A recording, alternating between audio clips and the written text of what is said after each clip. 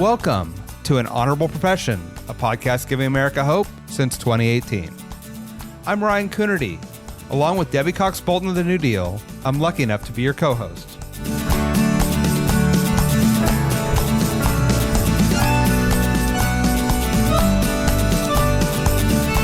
An Honorable Profession is a New Deal Leaders podcast. The New Deal is an organization that supports the next generation of American leaders. From attorneys generals, to state senators, to mayors, to school board members, these are the people that are pushing policies and politics that will respond to climate change, rebuild our economy, address racial injustice, and restore our democracy.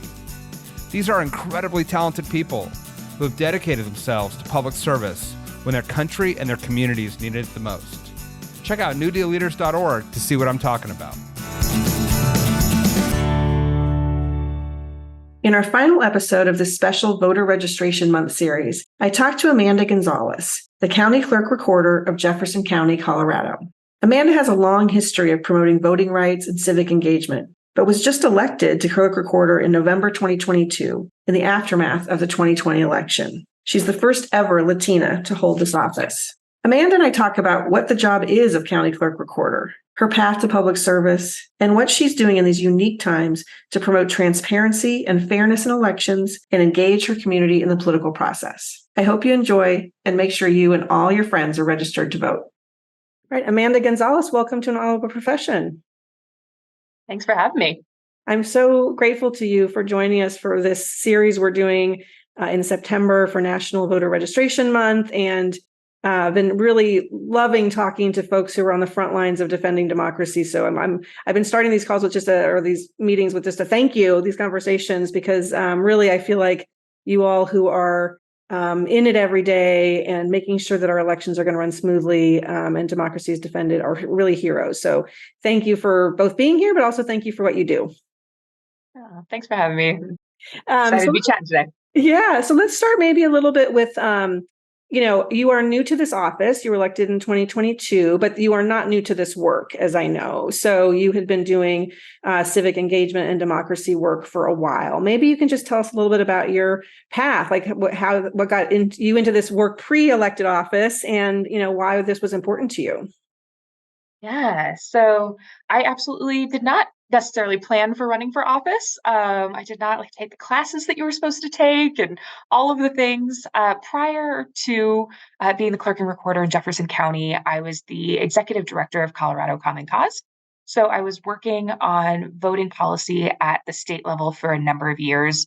I also was the co-author on Colorado's redistricting ballot initiatives. So Amendments Y and Z created independent redistricting commissions in Colorado, and I was one of the co-authors of that. And then I also used to run the state's largest nonpartisan election protection effort. So that 800 number that you can call in if you're experiencing any kind of voter suppression or just, need more voting information. I used to train all of the attorneys in Colorado to run that hotline and make sure that voters had a nonpartisan resource that they could reach out to. So it was actually running for a partisan office that was brand new to me and honestly felt a little odd. I just fundamentally believe that everyone who is eligible to vote should vote and have their ballot accurately counted, even if you see the world a little differently than I do. And so, we'd be knocking doors, and my campaign manager, I would say things like, "Well, you should still vote, even if you don't like me." I love it, and my campaign manager is like, "Oh, different goal right now." I love that. But so clearly this was a passion even before you ran for office. What drew you to the democracy space prior? Was this something that was always what you thought you'd be doing, or how did you land in this work? Yeah, self-proclaimed systems nerd, right? How do we make systems better? How do we make sure that our systems work for everyone? One of my first jobs out of college is I was actually a grant writer for a boys' home. So 13 to 18-year-old wards of the state who were on probation. And the reason I decided I wanted to go to law school, somewhat naively, I was the first in my immediate family to go to college. So I don't know that I had a full picture of what law school really meant. But, I was in my office thinking I could be the world's best grant writer. And these kids are still in a system that isn't going to support them. Yeah. And so decided to go to law school for those reasons, as I thought that would be the way to make systems changes.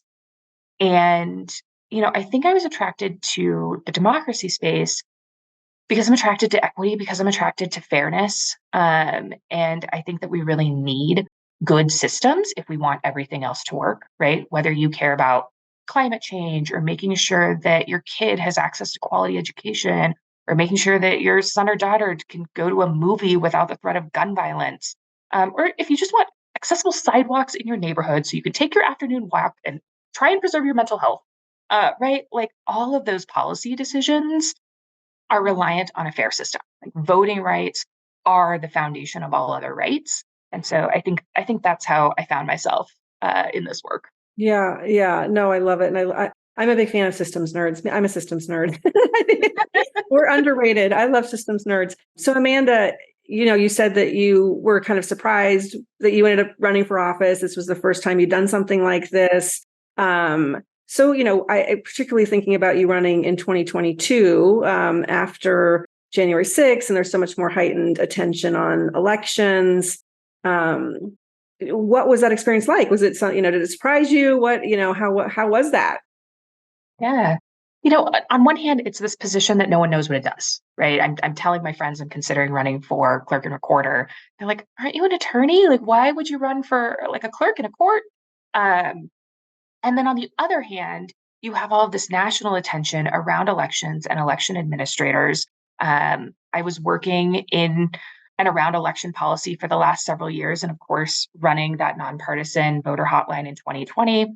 And every election administrator that I know got a death threat, like of varying levels of severity.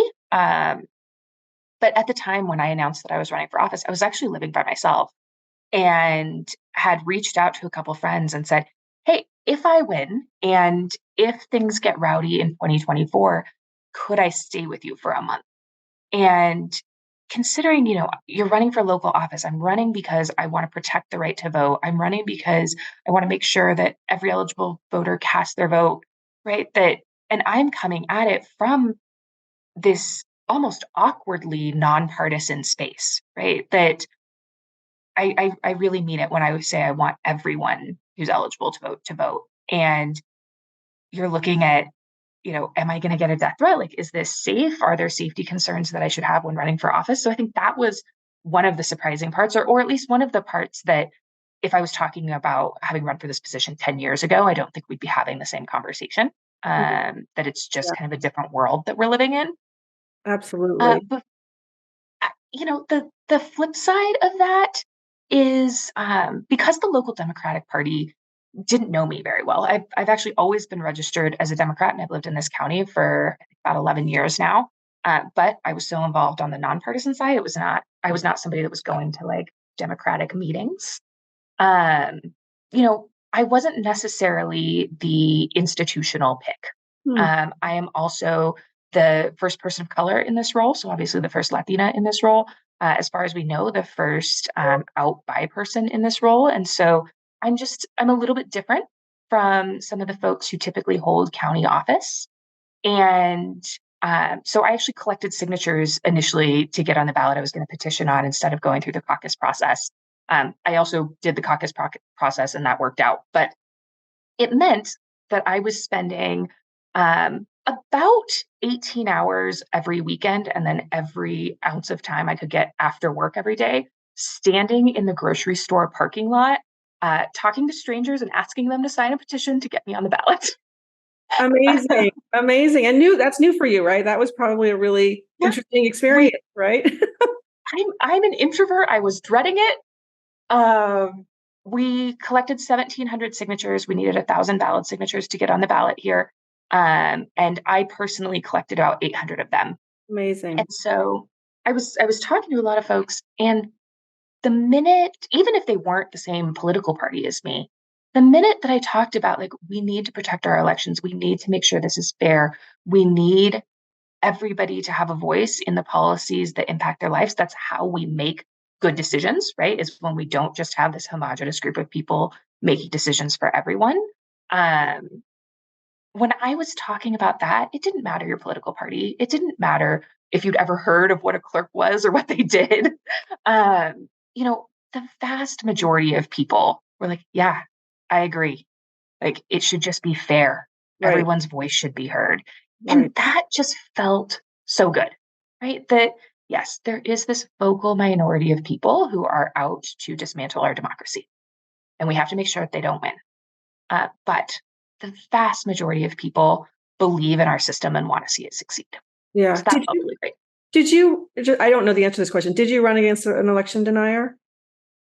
I was up against somebody that after the 2020 election, she had tweeted that we needed to redo the election. And she was somebody that was pretty vocal in her support of former President Trump. Yeah. So yeah, we were folks who saw the world pretty differently. Yeah. And it is such a, I mean, I asked that just because of your point. I think that, and this is not a partisan statement, I think that there are so many people who just want to see elections run fairly. And those are the people we need in offices like yours and offices like secretaries of state. It's just so disheartening and concerning to see people who, are taking those positions and trying to make them partisan, make them see their role as actually being the place that you can determine the outcome of election, not administer the election, right? And so that's just must have been a really interesting experience for you, to say the least. It felt really heavy at times. Yeah. That I've been working for a long time trying to create voting systems that work for everyone, and trying to create systems that make sure all of our voices are heard.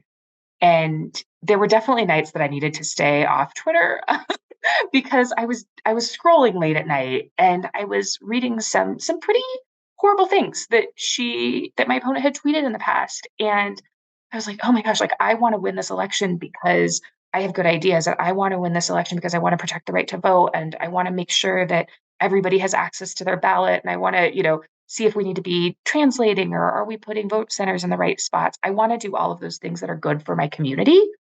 And also, I live here. Right? Like, I want to make sure that the person that's running elections for 450,000 voters in a historically purple county in Colorado, are doing that in a fair way, in a way that is encouraging people to vote, not in a way that is trying to skew the results. And so those were the moments that felt heavy. Yeah, absolutely. Absolutely. And I love what you're saying about some of your priorities and your focus in terms of that accountability and the transparency and the ability to make sure that people have access to voting. There's something I know you've been working on that I want to make sure I get a chance to ask about, because we often think about elections and think only about voting, but the district lines actually also matter a lot. And I know you were talking earlier about your role in authoring some of that legislation for the independent redistricting commissions. And then you actually were drawing the lines as now your county recorder, right? So I'm so curious to know how that process went, where you are in the process, and how you're feeling about that. Yeah. And if you're, if you're listening to this and not seeing it on YouTube or something, you talked about an independent redistricting commission, and I made a face that people make when they open a good gift. Because I get so excited. It's so important. Colorado is a leader in this for sure, right? Absolutely. Quick break from this conversation to remind you that we're celebrating the release of our 200th episode and 5 years of an honorable profession on September 21st. In that special episode, Ryan and I will be talking to a guest that I'm super excited about, a person who I'm sure will have lots of insights about the upcoming 2024 elections and how we best message the Democratic accomplishments from the Biden-Harris administration's first term. To get ready for that milestone episode, we're looking back at some of the best moments in an honorable profession history. Here's a clip from my inspiring conversation with Florida House Minority Leader and NewDEAL leader, Fentrice Driskell. Enjoy, and be sure to check out our 200th episode next week for a great conversation.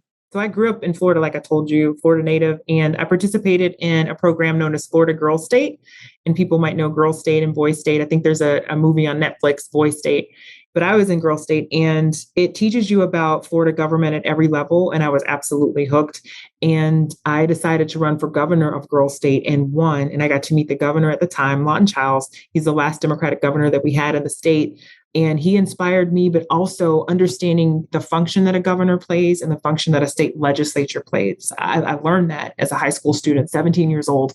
And I thought, someday this is what I want to do. Went on, to college and law school and started a career and kind of got away from that dream, if I'm honest. But after the 2016 election, I felt like I had something to offer and I wanted to be involved. I am a consensus builder. I wanted to offer those skills up to my community because I felt like we were at a point where we couldn't even talk to each other anymore. Neighbors can't even be friends anymore, depending on the political yard sign that they have displayed at their home. And that's not who we are as Americans fundamentally, I don't believe. I don't think that's who we are as Floridians. And so I always want to try to be a part of the conversation that brings us back from the brink and just sees each other, sees the humanity in each other. Yes, we may have differences in our policy opinions, and that's okay. But this is our democracy, and we need to do what we can to defend it. And I always want to be a part of that. And I believe part of it is making sure that we're maintaining separation of powers, we're having respect for the Constitution, but also having respect for each other. So at the state level, I think we really did the right thing. And it was, they were amendments that were unanimously referred to voters and then overwhelmingly passed. I think that regular voters, regular people, even if they don't understand the nuances of of redistricting, this weird process that we do to draw new maps and boundaries every 10 years, right? That's a pretty nerdy thing that not everybody thinks about every day. But people, even if people don't understand the intricacies of how districts are drawn or when they're drawn, they do understand that they want fair maps. They understand that they don't want gerrymandering. Right. And I think that most people understand that everyday people should be picking their politicians, not the other way around. A politician shouldn't get to draw a map and say, oh, yeah, these are the people that will vote for me. I'll take them. Right. Mm-hmm. You don't have to be an election nerd to know that you want your district that represents you to be fair. And that you don't want your voice drowned out. And so we redistrict at every level about every 10 years after we do the census to make sure that those districts are all roughly the same size, that sort of idea behind one person, one vote.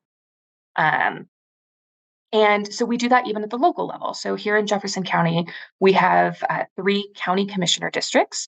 County commissioners are the people that decide what our budgets look like, right? Is your human services department accurately funded? Are your roads and bridges going to be kept up? And are they safe to drive on, right? Those are the kinds of decisions that are really impactful and matter a lot in your community. And so in the past, what has happened is those districts have kind of gotten drawn behind closed doors. I don't fault anybody, if you're trying to get your kid to school on time, I don't fault you for not paying attention to when county commissioner redistricting is happening. Sure. But what we did that I'm really proud of is we worked with the folks at MGGG Labs, which is part of Tufts University. They had created this user interface, this website, this program that works kind of like paint. You click on a paintbrush, you can paint your own districts. It is really easy to understand and follow. We actually had a 7-year-old who drew some of the districts as an example. Wow. We did community events. So we, not just here in our kind of scary big administration building, but we went out to libraries, did tutorials on how to use this program, gave info sessions about the timeline and how you could participate. And we had more than a dozen community members draw and submit their own maps for consideration. I mean, that to get people to take the time out of their day to submit a map for county commissioner redistricting. We had dozens of people show up to meetings and submit comments. And ultimately, it was the county commissioners that have to approve the map. And so they have the final say. And so what happened is the map got finalized at a public meeting. And so the public and voters were able to understand how this came to be, how they could have a say, and who to hold accountable if they love the map or if they don't love the map. And so I was just really, really proud of the amount of sunshine on that process. Because it allowed voters and community members not only to have a voice in the process, but to see all of it happen in live time. And it really was the first time that these were drawn in such a public fashion. That's amazing. That's so, I mean, I know that that's a trend across the country to try to go to these independent redistricting commissions or to just have them be more of a transparent process. But it's so important to your point about, I mean, the rules and the systems, right? If you're not, working and voting in competitive districts that represent the interests of the people, that's kind of game over from the start, right? So so that I think it's an under appreciated part of the process sometimes about how important it is for democracy to work to have those fair districts that people are running in. So thank you for your work on that. That's super exciting, and look forward to hearing more about that. I also wanted to ask you a little bit about, you mentioned earlier, really some of those amazing firsts for you. First, Latina in this office. You're obviously a young woman. That's kind. Yeah, I'm going to say that. I get older, everybody's younger. But anyway, so I'm kind of curious about you. And then you worked so much in civic engagement in the past. Do you have a role, and what are your thoughts about trying to engage, some of those populations, younger people, other people of color, things like that, in terms of getting more people into the process? How do you think about your role as clerk recorder in that way? Yeah. So we are doing a lot of work right now to make sure that voting and the office more generally, right? Whether you're coming in for a marriage license or because you need to register your car, you should feel welcome in government, right? And I think so much of people not participating is maybe you show up once and you're like, oh, they didn't want me there, right? Or this isn't for me. Even something as, unintentional as just a process feeling really confusing if you don't have background in it, feels unwelcoming. And so, we are taking some very concrete steps to make sure that we're doing better, right? I'm only one person. I've goofed some stuff in the past, right? I've had my own blind spots and needed other people around me to say, "Hey, did you think that through?" And so I'm trying to do that. I'm trying to bring more people in. A couple ways that we're doing that. First is we just started a new advisory committee. It's never existed in this capacity before. And so we're going to have about 25 members, all different walks of life. I think we have every political party represented. I believe our youngest member is 15. Our oldest member is in their 70s. The idea being that we're able to push some information out so that communities get accurate information from trusted sources. We're able to get feedback back so that hopefully we get feedback before we goof something up. And that we're better understanding the needs of the community. There's all sorts of isms that I think sometimes we have biases or we're unintentionally just not seeing. And so hopefully we'll see more of those and do a better job about being welcoming and inclusive and making everybody feel like they belong. The other thing that we're doing is we are hiring a community engagement coordinator. So it's first of its kind. This office has never had this position. The idea is that we have somebody who's bilingual that is out in the community full time. I want to be out talking to constituents as much as I possibly can. And I have 3 elections to run next year. And so making sure that we have somebody that can be out there, that can give accurate information, that can get feedback, that can understand where we need to make changes or improvements. So I'm excited about those 2 things. Awesome. Really. And then we're also doing, it's funny. So again, if you won't be able to see if you're just listening to this, but I'm wearing kind of a larger silver earring. I'm often in larger earrings and like a bold lip. They're very pretty. And, when I was running for office, the pandemic was, I think, having a more acute impact on us than it is right now. I think it's still raging on, but many things were over Zoom at the time. And I had someone call me after a meeting and say, "Can I give you a bit of advice?" And it's a nervous statement. And this person said, "You need to wear smaller earrings." And I thought I'm clearly still thinking about that remark and sort of what impact it had on me, right? Because it meant I had to devote brain space to think, do I look the part? Are my earrings having an impact? Should I wear them again? Is it something that sort of illustrates an identity that I'm proud of and who I am? And, I want to illustrate to other people, like, yeah, if you're a little bit younger or a little bit browner or a little bit queer or just like a big earring, you too can run for office, right? And if you're doing it because you want to make sure that everybody's voice is heard in our democracy, that's even better. But I think about it, right? And I think about it in spaces where I'm the only, right? I think about it in spaces where maybe folks who look like me haven't traditionally been. And, you know, those are the kinds of things that make you feel welcome or not welcome, right? And so we're also thinking about, training for staff members and having regular conversations with the director team. I've got a staff of about 115 people, about, are our goals and our key performance indicators looking at the things that are meaningful, and do they have an equity and inclusion lens on them? Because it really needs to be throughout every part of the clerk and recorder's office, but also every part of government, to make sure that we aren't doing those subtle or unintentional or, maybe well-meaning comments about earrings. I don't really know. To make sure that we are communicating to people, like, not only do they belong here, not are they welcome, but we need their participation. Yeah, I love that so much.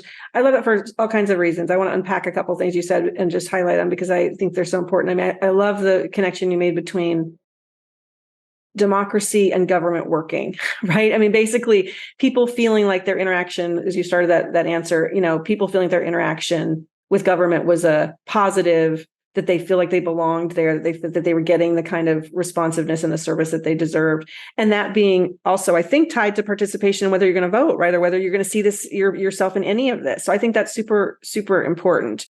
And you also said something that I think is equally as important is, some of the stuff which I love, the initiatives you're working on to bring more people in, this is year-round work. I think so often people think about elections as kind of, okay, well, you gear up, I don't know what they think, a day before, a week before, one day, or whatever, right? Whatever, when they're thinking about it, right? And so, but this is that work that you're talking about, that training, that ongoing advisory council board, the ongoing engagement with the community, not to mention all the actual prep you have to do for ballot printing. I mean, all the logistics of running an election, but that community engagement, I think, is so important to be year round. I mean, that's, democracy is not just the elections, it's a year round thing, right? It's how we interact with our government. So I think both of those, those things you're doing seem really important and exciting to me, frankly. And even if we're just talking only about elections, right? Even that work really is year round, right?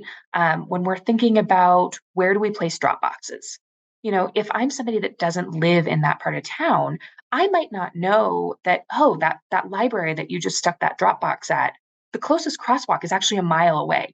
If you're walking and you're on the other side of the street, you actually can't get to that drop box, right? Like, those are the kinds of things that are really important, and that individuals in our community are the experts in their own lives, in their towns, and where they live. And they're going to be the ones that are going to be able to tell us, hey, Amanda, actually, that drop box is really inaccessible. And so even those sorts of more nuanced, smaller things that don't feel like a big deal, actually really matter when we're talking about, is somebody going to get their ballot in outside? Right. And inclusion, as you were talking about, and engagement, right? I mean, if it's, we have to meet people where they are, right? We can't assume people have a good bus route to a drop box or have a car or any of these things, right? We have to kind of meet people where they are. I think that's exactly right. And then, I mean, I don't want to leave responded to the whole other piece of things you were just talking about your earrings and about you. And I just want to say, I mean, good for you. I love the earrings you're wearing, whether or not you're listening or watching. And I think it's so important that, one of the things I think is I'm so refreshed by is the understanding about authenticity that people now bring to elected office. And I mean, you're elected, people elect you because you're you. And I think that you just got to keep being you. I mean, I think that's true for all of us. So I applaud you for both knowing, being yourself, but also understanding that we have you trying to make space for other people in your community to be themselves and have those authentic voices heard. So I think that's really how we're going to, rebuild trust in government and rebuild trust in democracy. It kind of comes down to that, like letting people have their voice, their authentic voice, I think. Yeah. And I mean, I feel like voting is the baseline. I want every eligible voter to vote. But and if that is all you can do, that is great. You should vote. But if you can attend a community meeting, if you can make a public comment to your board of county commissioners, if you can get involved in a steering committee or an advisory committee, like our government and our processes will only be better for it. Yeah, I think that's exactly right. I think I just want to ask you, as we're kind of wrapping here a little bit, about as you head into 2024, it feels like I loved our conversation because it's so hopeful. We're also living like it's in a bit of a precarious time about democracy, and people have real concerns about democracy. So, as somebody who is on the front lines, maybe I'll ask you both, what you're kind of watching the most, what keeps you up at night, what you're worried about heading into 2024, and then maybe end with kind of what you're most hopeful about. So, what is it that you're watching to make sure that everything goes well in 24? I am having all of the meetings with emergency preparedness departments. We are, are we allowed to use the word unprecedented anymore? I don't even know if that's allowed. It's meaningless. Yes, you are. Sure. I know every day it's unprecedented. You're right. But there are this whole set of things that we didn't necessarily have to consider in the same way a decade, let alone 3 ago. And so we absolutely are gearing up for all sorts of worst case scenarios in my office. We are doing disaster preparedness things. And I do continue to worry about mis and disinformation. If you don't know who to trust, and you're just believing what you see on the internet, I get it. And that's really scary for democracy, right? And I do continue to worry about the bad actors that are putting out mis and disinformation just to make sure that our democracy doesn't threaten. That is something that we continue to worry about and that we're trying to be proactive about. Mm-hmm. I will say that I am probably more optimistic than almost anyone on my staff, which maybe that's the way it should be. I've been organizing for so long. I've been working in the democracy space for so long, and it doesn't always go well, right? We have horrible things in our history. We have horrible track records of excluding particularly Black and brown people. That history is real.